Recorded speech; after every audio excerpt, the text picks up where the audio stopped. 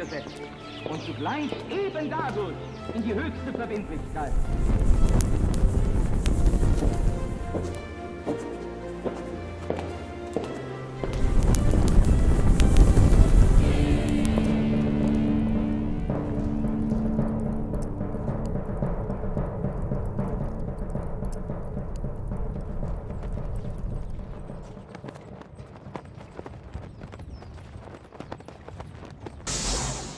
Bienvenidos nuevamente a una nueva emisión de este programa que se llama La Brújula por la pantalla de Conclusión TV.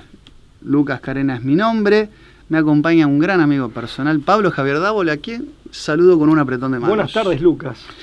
Muy buenas tardes. Acabo de advertir que pese al tiempo que llevamos en Conclusión TV y que tan gratamente nos recibe y nos acoge, no sé a qué cámara mirar, pero la culpa es mía, que soy un distraído con estas cosas. Ahí, ¿no? Sí, por lo menos siempre nos dirigimos a la panorámica. Sí.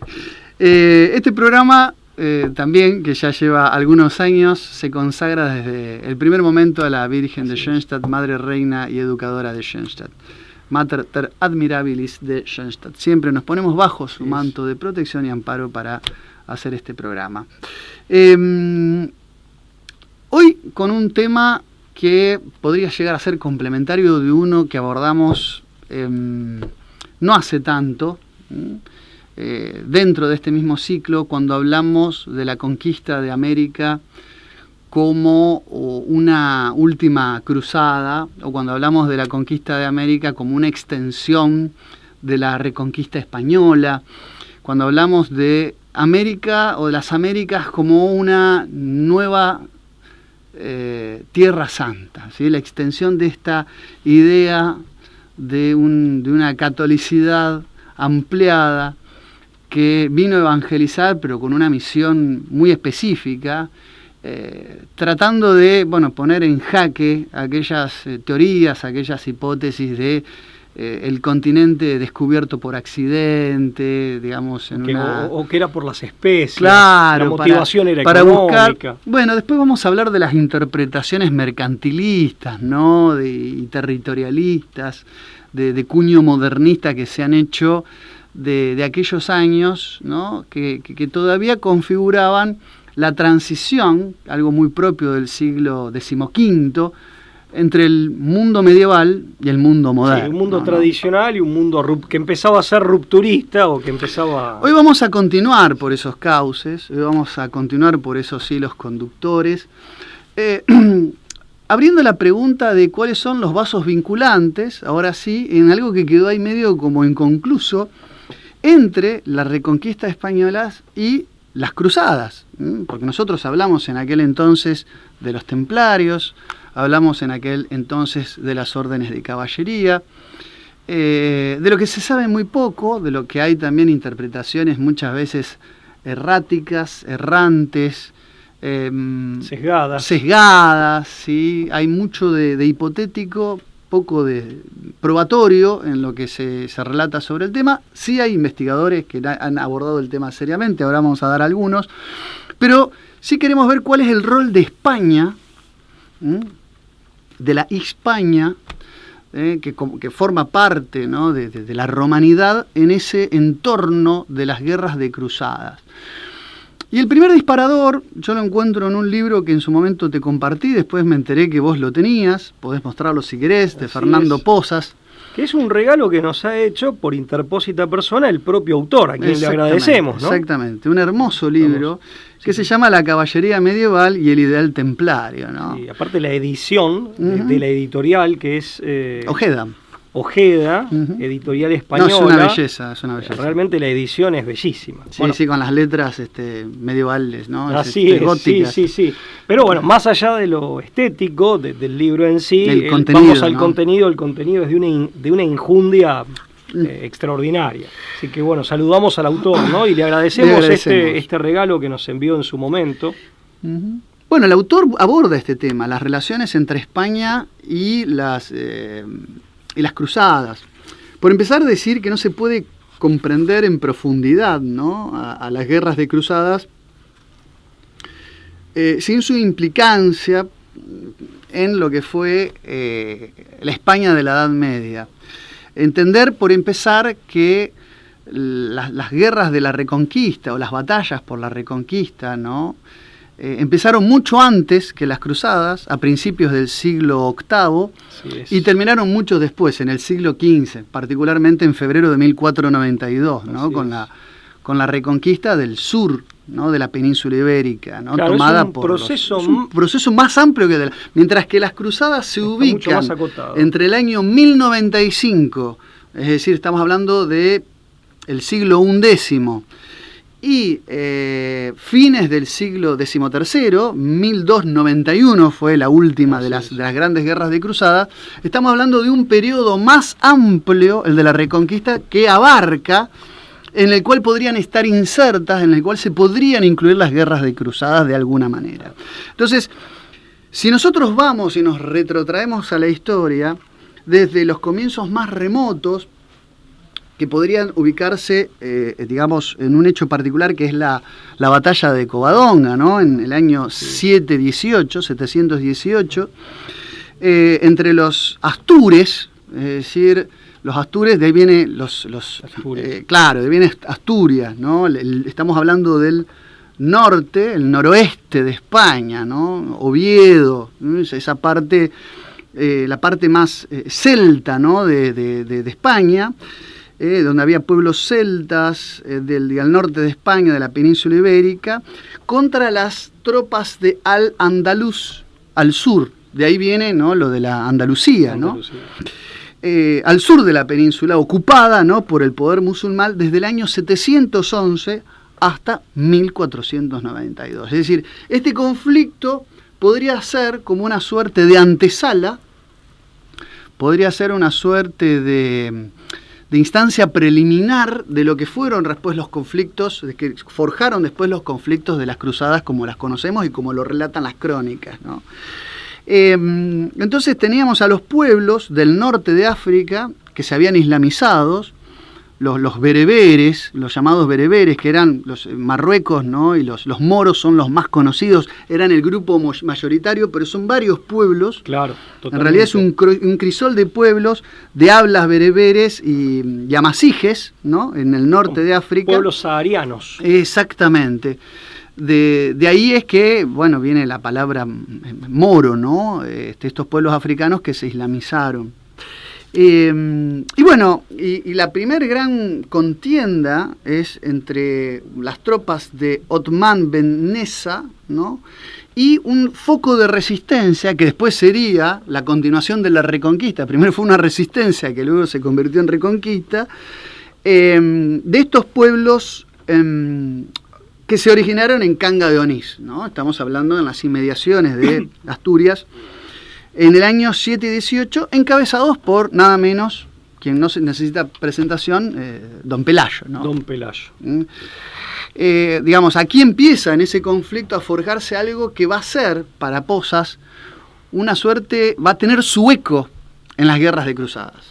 Una postilla. Va a generar como un eco que luego se va a amplificar. Totalmente, y se va a redireccionar hacia Jerusalén, hacia la Tierra Santa, como axis mundi, ¿no? Como el eje del mundo, el centro del mundo. Claro. ¿Vos sabés? Idea esta que va a pervivir en el ideal de la monarquía universal católica, digamos, que en definitiva es un ideal que movilizaba a Colón, pero ante todo a los reyes católicos y a los austrias, ¿no? Sí, te quería comentar y recomiendo al público que busquen las representaciones, las esculturas de Don Pelayo que hay, sobre todo en España, fundamentalmente en España, que en general son impactantes por lo portentosa, ¿no? Como muestran al personaje, ¿no? Claro, provistas de una virilidad, de un temple, muy ¿no? epopéyico aparte, Efectivamente. Bueno, de este enfrentamiento surgen varios elementos que luego tomaron forma en Tierra Santa, ¿no?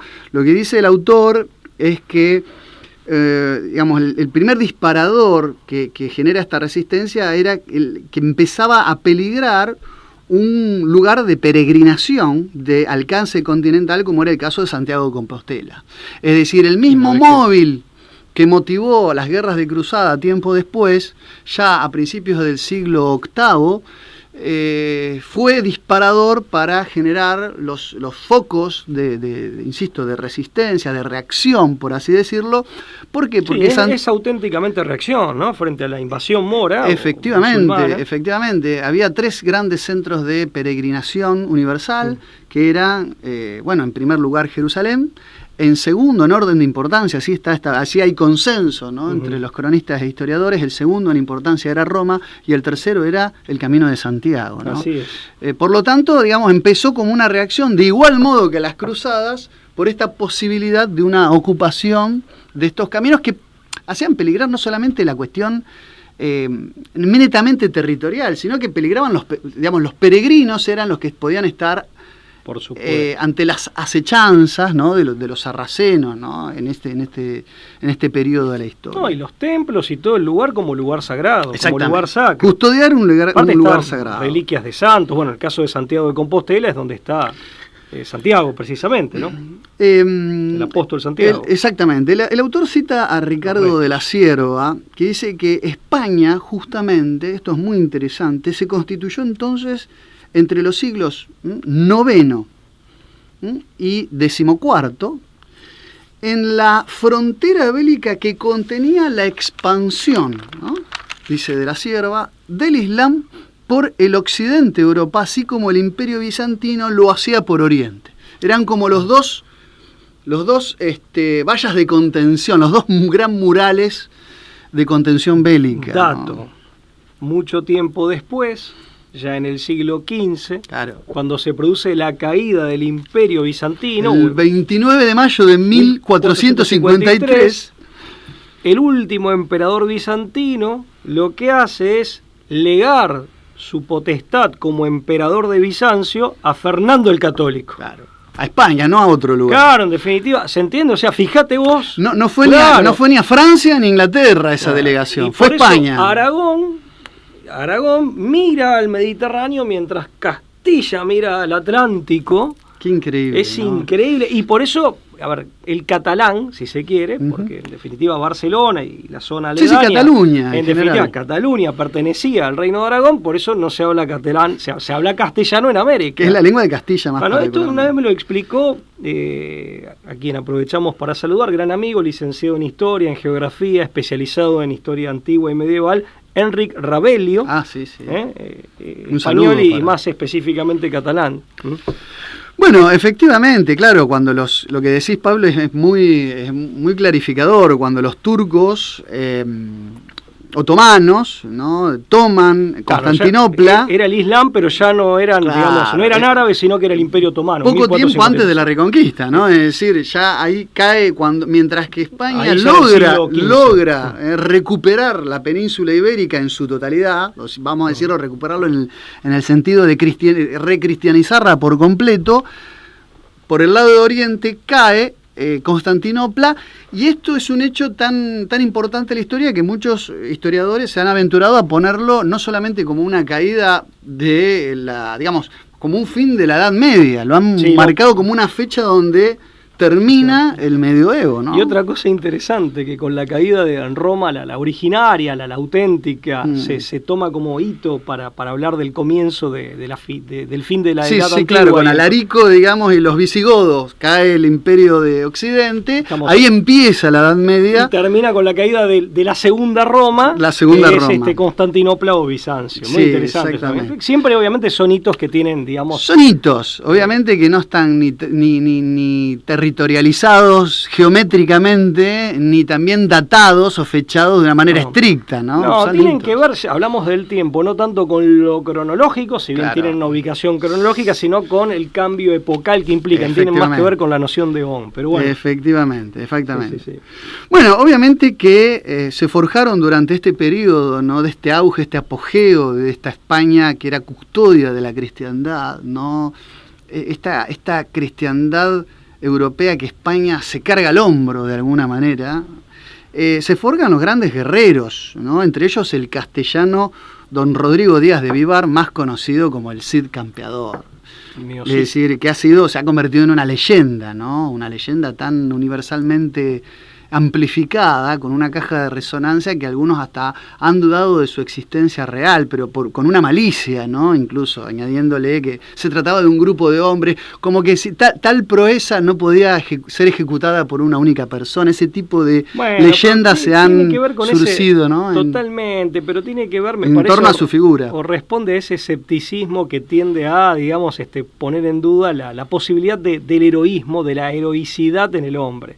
Es una característica muy burguesa, muy moderna. Fíjate que muy vil también, ¿no? Bueno, pero de lo que no se puede dudar de que forjadores, ¿no?, de este heroísmo, de esta heroicidad,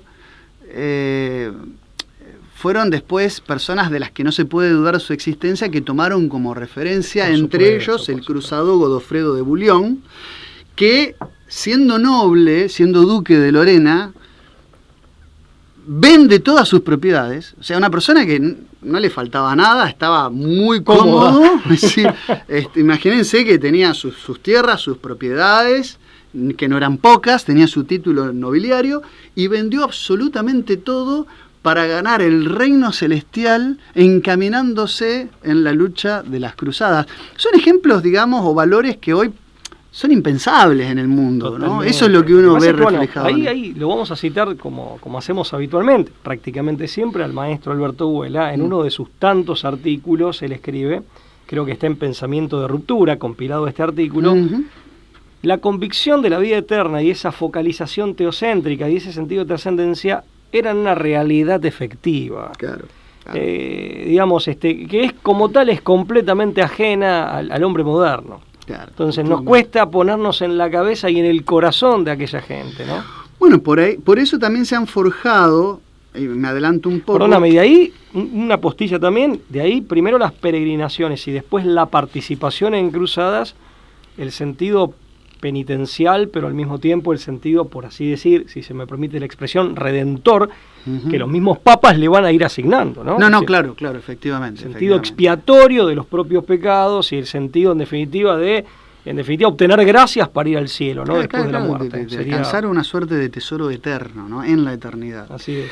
Efectivamente. Y esto que decís de las dificultades para comprender las cruzadas desde esta perspectiva están en la visión que de las cruzadas forjaron los primeros cultores del ultramodernismo, ¿no? Es decir, cita incluso Posas, por ejemplo, las figuraciones que se hacían de las cruzadas, los ilustrados, entre ellos pensadores como David Hume o Denis Diderot, ¿no?, que fue junto con D'Alembert coautor de la enciclopedia, ¿no?, que miraban, por ejemplo, en las cruzadas un remedio de violencia y de fanatismo religioso desenfrenado, donde no primaba la razón, sino creencias espurias, de lo que no se podía esperar nada bueno. De hecho, uno de los que forjaron las grandes leyendas negras contra España fue un cercano a estos personajes, como fue Voltaire, que, fíjate vos, que Voltaire, que escribía contra el fanatismo, contra la intolerancia y contra la superstición, fue un poco los que figuraron esta idea ilustrada contra o anti-cruzada.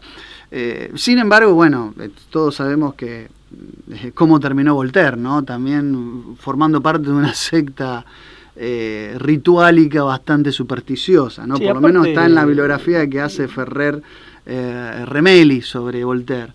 Pero digo, ese es el enfoque ilustrado. Y después tenés en el siglo XX, dice Posas, el otro enfoque también que adolece de un terrible anacronismo, que es el enfoque de aquellos que hicieron una interpretación también muy anacrónica desde una historiografía marxista, donde vieron a las cruzadas como con un sesgo, un recorte territorial con campañas con fines de explotación económica, ¿no? Es decir, historiadores marxistas también cayeron en esa idea de que la religión era solamente una excusa para dominar territorios que luego servían esa mirada funcionalista. Sí, un elemento superestructural al servicio de fines económicos y de explotación capitalista o pseudocapitalista. Claro, de relaciones de producción que son en el fondo para el marxismo necesariamente relaciones de dominación y de explotación. Pero sí ese economicismo que bueno, es tan característico. Bueno, obviamente que los autores que han estudiado, por ejemplo, Jean Fleury, Joseph Fleckenstein, Adolf Vass, han estudiado en profundidad las cruzadas. Lo primero que hacen es atacar todas estas interpretaciones, justamente pero objetivamente lo dicen, por adolecer de anacronismos y miradas desde una coyuntura decimonónica. Un paradigma ideológico que te impide ver el fenómeno con claridad. Ellos proyectaban sus problemas de coyuntura a una realidad histórica totalmente ajena. Aparte, fíjate, eso, ¿no? Proyectaban y las responsabilidades del hombre moderno. Es curioso que Voltaire diga esto, aparte al poco tiempo, digamos, en definitiva, el producto de esa racionalidad, de esa razón ilustrada, va a provocar los desmanes de la Revolución Francesa. Efectivamente. Que, en definitiva... Sí, el jacobinismo y su violencia. Totalmente, con el genocidio de Bandea, de la Vendée, entre muchas otras cosas, pero sí. En definitiva, fíjate vos que es exactamente al revés, y aprovecho para adelantar esto, lo iba a decir después, esto lo trata muy bien el padre Alfredo Sáenz, que hay 2 libros, La Caballería, que lo muestro, del padre argentino Alfredo Sáenz, autor de innumerables libros, de una profusa bibliografía. Muy interesante. Y este otro, que dedica una parte a las cruzadas, la cristiandad y su cosmovisión. Y fíjate que Alfredo Sáenz, entre otros, explica muy bien. Bueno, también se dedica al tema, Antonio Caponeto, también argentino. El deber cristiano de la lucha. El deber cristiano de la lucha, dedica una parte de este libro también a la caballería y más específicamente a las cruzadas. Todos estos autores son coincidentes, o mejor dicho, coinciden en que justamente la caballería, en definitiva las órdenes de caballería son las que protagonizan cruzadas después, no todas, pero muchas de ellas sí, introducen racionalidad en la violencia que implica el combate e introducen no una racionalidad técnica como el hombre moderno, claro, una racionalidad metafísica y ética. Efectivamente. Un etos. Claro, por eso el padre Sáenz habla abiertamente de la educación de la violencia. Y en esto no lo dice el padre Sáenz, por lo menos no en estos libros. Qué concepto interesante ese, la educación. Claro, porque había una suerte de, si se quiere, de inclinación, de impulso natural, sobre todo en los pueblos germánicos. Talante le va a decir en otro libro que no pude traer, pero también es para leer, que en realidad es de la posmodernidad, pero lo menciona al pasar, que es de D'Angelo Rodríguez, de D'Angelo Rodríguez, publicado por Seduca, la editorial de la Universidad Católica Argentina. En definitiva, el talante fáustico, dice D'Angelo Rodríguez, talante fáustico, toda esa energía, ese vigor, esos bríos propios de los pueblos del norte de Europa, cuando toman contacto con la Romanitas, y la Romanitas ya cristianizada con el catolicismo romano, adquieren, yo lo digo en términos aristotélicos, ahora esto es mío, adquieren forma. El padre Sáenz habla de educar la violencia, se educa la violencia y queda al servicio de un ideal ético, de un ideal, digamos, aparte un ideal que remite a lo sobrenatural, y por supuesto esto tiene exigencias como finalidad, tiene exigencias en cuanto a los medios y a los métodos. Vos sabés que esto que decís es muy interesante porque efectivamente en el libro de Posas también se pivotea sobre esta idea de que digamos, la Europa visigótica que conquista Roma, pero al mismo tiempo se cristianiza, le va a dar un talante, justamente como vos dijiste, un brío, que es lo que va a generar ese espíritu aguerrido que se va a ver en las órdenes de caballería, que se van a ir poco a poco forjando. De hecho, fíjate que también es en España donde se inspiran los movimientos de la caballería. Las victorias, por ejemplo, decisivas de las fuerzas cristianas en la batalla de Navas de Tolosa, 1212, son las que motivaron la conformación de las posteriores órdenes de caballería. Entre ellas, primero, la de Calatrava, la orden de caballería de Alcántara y la de Montesa. Incluso la orden militar de Santiago se creó en fechas que son bastante coincidentes con las primeras órdenes de Oriente, entre ellas los templarios y los hospitalarios. Es decir, hay permanentemente una suerte de eco y parangón entre estas victorias que se dan dentro del territorio, hoy tenido por territorio español, Digo, antes de la unificación de Castilla y Aragón, territorios que hoy serían España, pero que fueron ahí donde ensayaron estas victorias que forjaron a las órdenes de caballería, que luego tuvieron su repercusión, su rebote en Jerusalén y que se conformaron un tiempo después, ¿no? Totalmente. Aparte, no solamente fue, digamos, una educación de la violencia en el sentido de darle un objetivo y de determinada metodología que desde el punto de vista ético no admitía cualquier medio ni cualquier instrumento, ¿correcto? Sino que aparecen las primeras reglas de la guerra. En el siglo X, la famosa paz de Dios. Como si fueran los códigos, ¿no? Claro, de guerra. Claro, que aparte es dicho burdamente, pero es la diferencia entre un héroe de guerra y un criminal de guerra. Claro.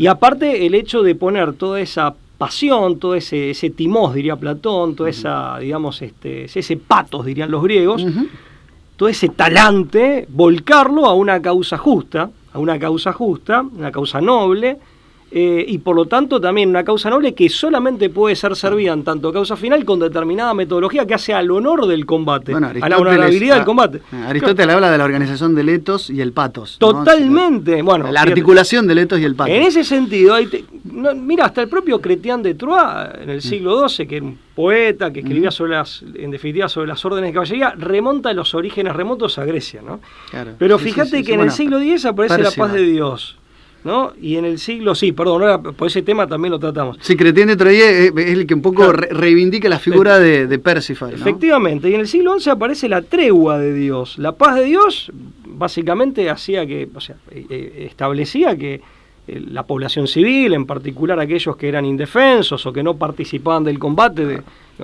las mujeres en aquella época, los niños, los ancianos, los trabajadores, los artesanos, no podían ser atacados, no podían ser objeto de ataque, blanco de ataque, pero también establecía lugares sagrados. Ya en la antigua Grecia pasado es que Pericles, en su momento, siglo V a.C., había sido estigmatizado socialmente porque sus antepasados, y ahí Popescu dice que había un cierto resentimiento en Pericles hacia su propio sector social, estaba estigmatizado porque sus antepasados habían violado el templo de Apolo en una acción de guerra.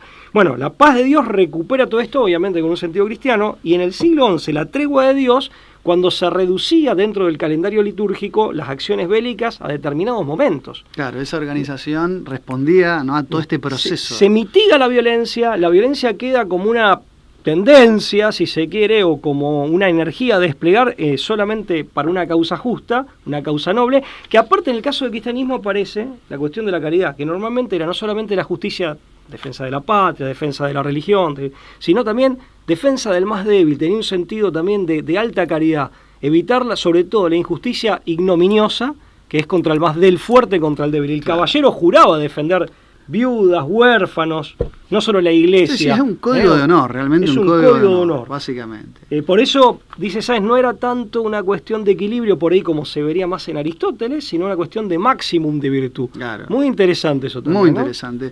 No, efectivamente. Y esto que vos decís, ¿no?, de una jerarquía de valoraciones, ¿no?, que hay en torno a esta conformación de las órdenes de caballería. Se retratan, hay una fuente común, vos sabés, en todos estos autores que antes mencionábamos, Flori, Vaz, Fleckenstein, que criticaron a las concepciones reduccionistas modernas sobre las cruzadas, se remiten a una fuente común de un tal Karl Erdmann, que escribe un libro que se llama El origen de la idea de la cruzada, donde explora esto que vos decís, ¿no?, cuáles eran los valores y los ideales que forjaron esta mirada, y dice que hay que entender que las cruzadas son una reacción al avance de los pueblos turcos o turcomanos, ¿no?, que eran de origen mongol también, conversos al Islam, esto hay que decirlo, al islamismo no eran árabes, no eran semitas. No era el claro, el turco exactamente. Claro. Efectivamente. Bueno, perdón, una cosa, disculpa. Sí. Fernando Pozas plantea no solo que es un choque de orden religioso, ni puramente tampoco nacional en el sentido sustancial de la palabra, sino étnico también. Étnico, sí. Eso lo plantea Pozas. Sin caer también en un etnicismo. Claro, que también sería el reduccionismo racialista tampoco, ¿no? Efectivamente, no cae en que eso también para nada, que también tiene...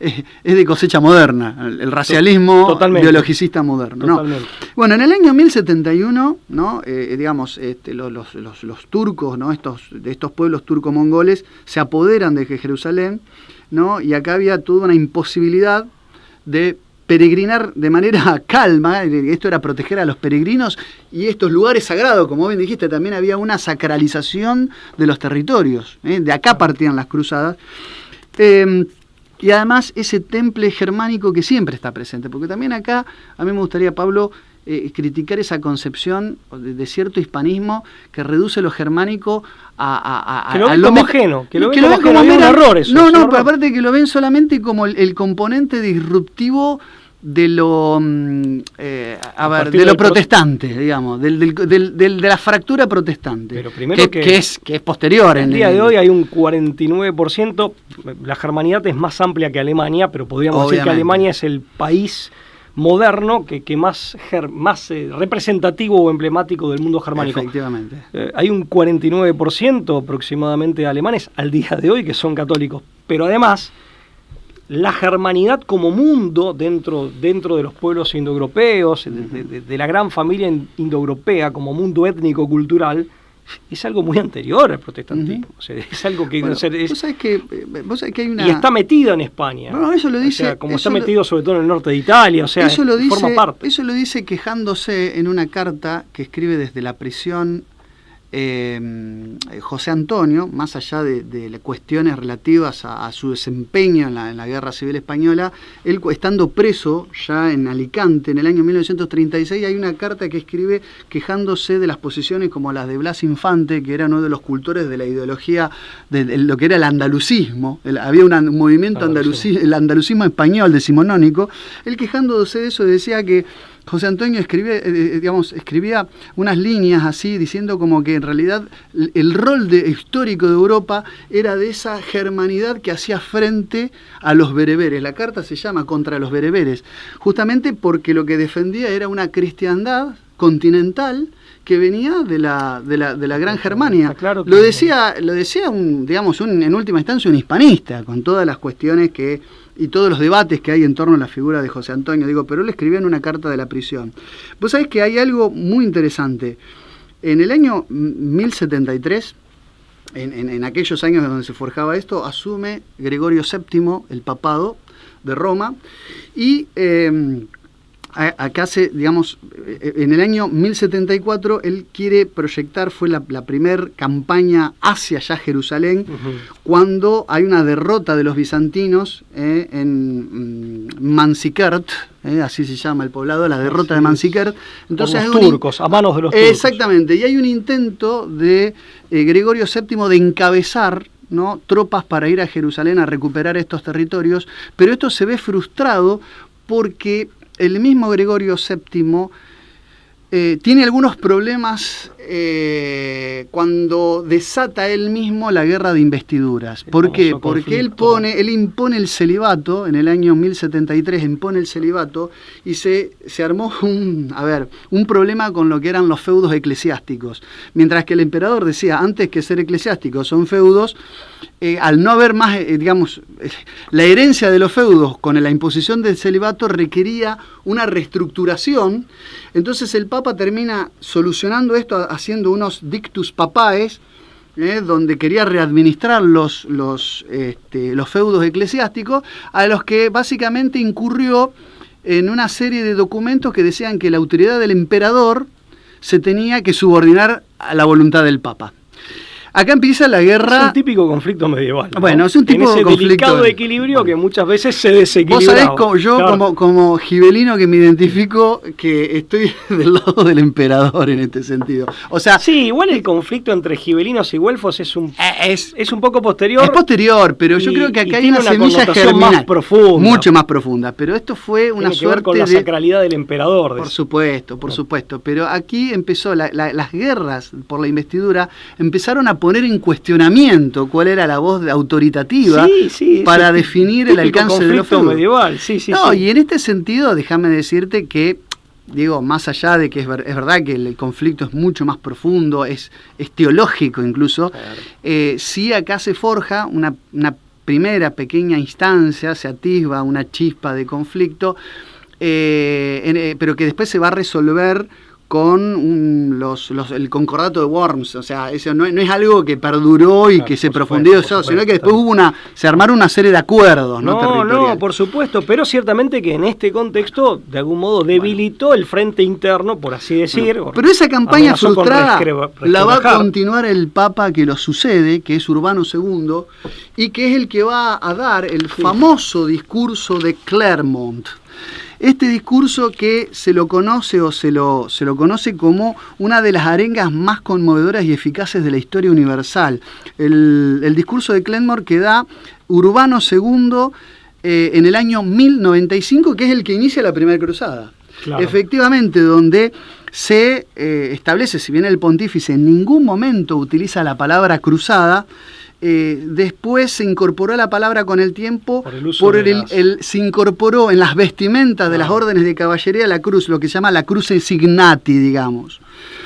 Entre ellos, Godofredo, aparecieron los grandes héroes de las cruzadas, Godofredo de Bouillon, que ya los mencionamos, pero hay otro, está Roberto de Normandía, hermano del rey de Francia, está Raimundo de Toulouse, grandes exponentes de esa conjunción entre lo guerrero y lo cristiano que marcharon a Tierra Santa a través de, impulsados por este discurso papal. En las órdenes de caballería y finalmente en esta expresión o en esta empresa de la que brota de las órdenes de caballería, que son las cruzadas, en definitiva se fusiona ya, digamos, plenamente esas dos tradiciones. Esa tradición germánica, nórdica, que es la que revivifica Europa una vez que cae el Imperio Romano de Occidente, que tenía este talante fáustico, como dice D'Angelo Rodríguez, y y todo estos bríos propios de esos pueblos del norte, que en definitiva son pueblos primos de los del Mediterráneo, pero tienen esas diferencias, y la catolicidad de que estaba, que había, crecido en la Romanitas y que había contribuido a preservar lo mejor de la Romanitas, que a su vez tiene raíces griegas. Mirá, eso está claro, nadie puede entender de ninguna manera el medioevo ni la fundación de Europa sin el concurso y la fusión, que en este caso tiene, tiene una fusión en particular, porque incluso hay que entenderlo en el marco de los estamentos, en el estamento de los velatores, de ahí viene el velum, la guerra, que es de la sociedad medieval orgánica, es en el marco de los velatores la fusión de todo este elemento. Después en los otros marcos, el marco del trabajo, de los laboratores, o en el marco de los oradores, los que hablan y los que oran, los que hablan con Dios y hablan con los hombres, que son, los gobernantes y sacerdotes. Ahí tenés los tres estamentos. Fíjate qué parecido a la República de Platón. En cada estamento, todas esas tradiciones culturales se combinaban, pero acorde a la especificidad de cada estamento. La caballería surge del estamento guerrero. El Brahman, el Kshatriya y el Sudra, la tradición indoeuropea. Ahí vamos. Voy más lejos, más remoto, ¿no? Más pero digo que el arquetipo se mantiene, ¿no? Que no eran castas, eran estamentos.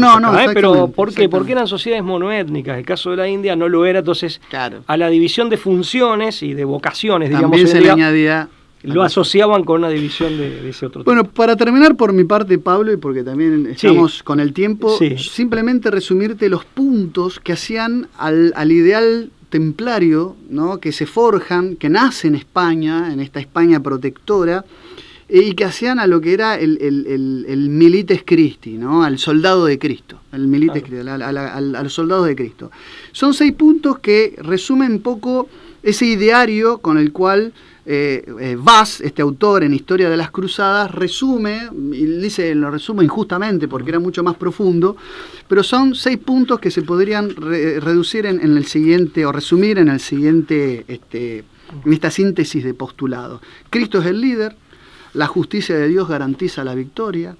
3, los cruzados son el nuevo pueblo elegido por Dios, como en su momento los judíos lo fueron en el Antiguo Testamento.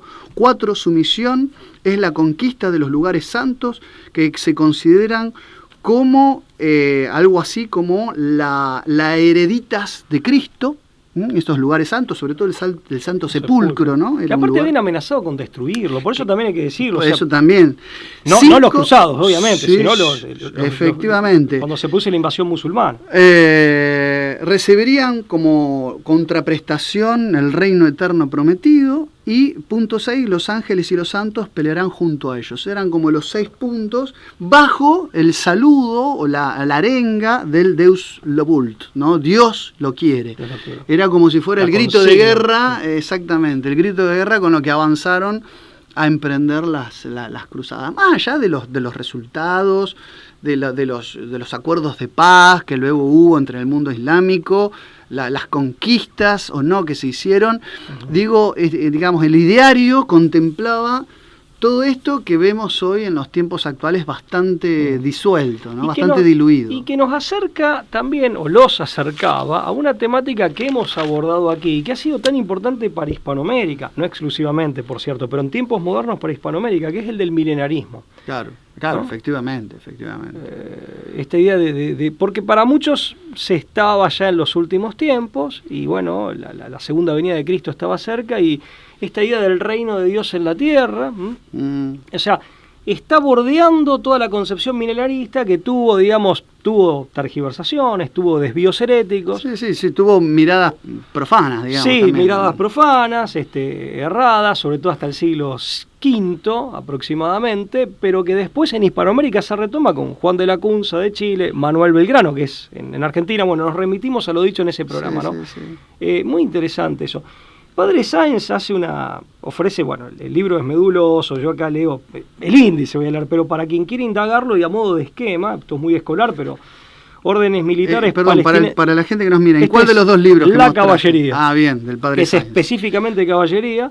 Las órdenes militares palestinenses eran los sanjuanistas, los templarios, los teutónicos, y las órdenes militares españolas, o ya algo adelantaste al respecto, la orden de Calatrava, los caballeros de Alcántara, los caballeros de Santiago de la Espada y la orden de Nuestra Señora de la Merced. Y también distingue, y esto lo va desglosando en su libro, una época heroica, una época galante y la época de la decadencia, para finalizar esa parte del libro con supervivencia de la caballería. Esto lo digo, insisto, es un poco escolar, pero para quien quiera indagar. Pero está muy bien para que la gente pueda explorar, ¿no? Y respecto de esto, yo finalizaría, vos lo mencionabas a Gregorio VII, está el derecho de ejercer por una causa noble, y de una manera justa, es decir, ajustada a los requerimientos éticos de esa causa noble.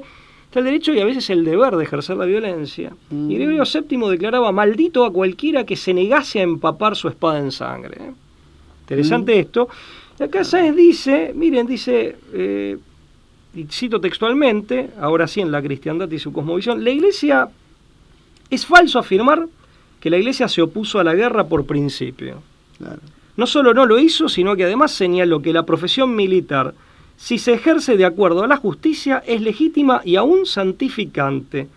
Para confirmar dicho acerto, recurrió al ejemplo del mismo Cristo, quien trató con tanto cariño y hasta admiración al centurión romano que le pedía la curación de su siervo con aquellas palabras conmovedoras: Señor, no soy digno de que entres en mi casa. Da otros argumentos exegéticos en base a las Sagradas Escrituras. Y yo sinceramente leería, plantea de que una vez que ya se estableció el Liber Feudorum, que era el código cristiano de caballería, y esto ya está bien acendrado, en definitiva, parecía una orden religiosa. En definitiva, se destacaba por su sentido de justicia, de la nobleza espiritual, de la caridad. Tenían votos, ¿no? Efectivamente, tenían votos. Y desde luego se buscaba la gloria, pero no por un sentido de vanidad, como se puede ver tal vez en algunas interpretaciones, por lo menos en la figura de Aquiles en la antigua Grecia pagana, claro, sino que se buscaba la gloria para mayor gloria de Dios a través de las hazañas, y la ejemplaridad por la práctica heroica de las virtudes cristianas, que vaya si en combate se requieren. Pero vos sabés que acá es un poco extensa de Santo Tomás de Aquino. Si vos me dejás, lo leo rápido y yo por mi parte finalizaría con esto, porque dice Sáenz, citando a Tomás de Aquino, dice: ¿acaso no dijo Cristo que no resistiésemos al mal y que si alguno nos hería en una mejilla le ofreciéramos la otra cara? Pareciera que esto sería la reprobación de todo ejercicio de la violencia. Y se responde, Santo Tomás responde a esto: hay dos maneras de no resistir al mal. La primera consiste en perdonar la injuria personal y puede ser necesaria para la perfección cuando lo exige el bien de los demás. La otra consiste en sufrir con paciencia las injurias hechas a otros. Y esto es imperfección o aún vicio si es que se puede resistir debidamente al que hace la injusticia. Te convierte en cómplice también. Efectivamente. Si no defender al débil te hace... Pero aparte si se trata de tu hijo, se trata de tu claro. madre o de tu patria. Hay un cohecho casi, ¿no? Claro, en definitiva es Tácito, faltar a un tal vez, deber. claro, Entonces una cosa es Se el quedó poner omisión. la otra mejilla, lo que a uno concierne, La pero omisión, aparte la omisión, claro. dice, en definitiva la primera consiste en perdonar la injuria personal, y esto no es por cobardía, es por saber perdonar, distinción que hasta Gandhi hacía y muy bien hacía. Sí, es un signo de grandeza, no de cobardía. Y puede ser necesaria para la perfección cuando lo exige el bien de los demás. Cuando lo exige, y puede ser necesaria para la perfección cuando lo exige el bien de los demás. La otra consiste en sufrir con paciencia las injurias ajenas a otro, y acá viene la reprobación, esta última claramente. Y esto es imperfección o un vicio, si es que se puede resistir debidamente al que hace la injusticia. Por eso dice San Ambrosio, sigue Santo Tomás, ¿no? Por eso dice San Ambrosio, es perfecta justicia defender con la guerra la patria contra los bárbaros, o proteger a los débiles en el país, o ayudar a los enemigos contra los ladrones. Y el Señor manda, nueva cita, no reclames lo que es tuyo. Sin embargo, si uno no reclames lo que es tuyo. Sin embargo, si uno no reclamase, pudiendo hacerlo, lo que es de los otros, pecaría, dice Santo Tomás. Y es que puede muy bien el hombre dar lo que es suyo, pero no lo ajeno. Mucho menos podemos desinteresarnos de las cosas de Dios, pues como dice el Crisóstomo, es una gran impiedad no preocuparse por las injurias hechas a Dios. Muy interesante. Muy interesante. Pablo, como siempre, los temas no se agotan en esta instancia, simplemente abrimos interrogantes para que la gente investigue. El juego, sin ánimo de ser pueril, pero abrimos el juego y para también... para que indaguen, para que investiguen y para que profundicen. Agradecerles, como siempre, por acompañarnos hasta el final de esta emisión, y será, como siempre, hasta la próxima. Chao, hasta la próxima. Gracias.